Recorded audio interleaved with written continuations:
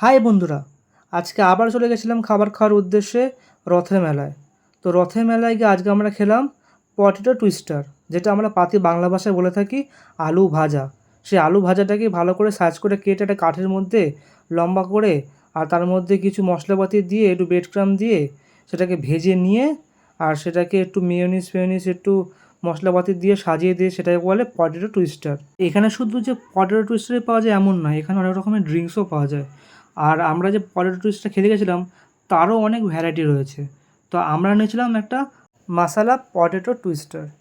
তো সেটাকেই ভালো করে দেখলে ম্যারিনেট ফ্যারিনেট করে সেটাকে একটা গরম তেলের মধ্যে ছেড়ে দিল।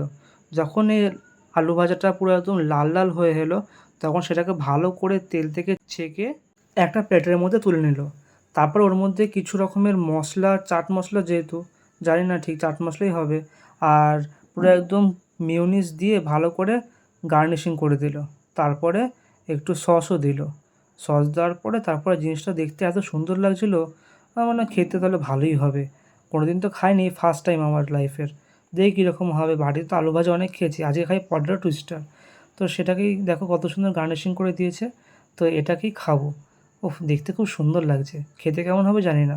তো একটা বাইট নেওয়ার সঙ্গে সঙ্গে বুঝলাম যে না, আলু ভাজার থেকে একটু হলেও ভালো, একটু ক্রিস্পি ছিল।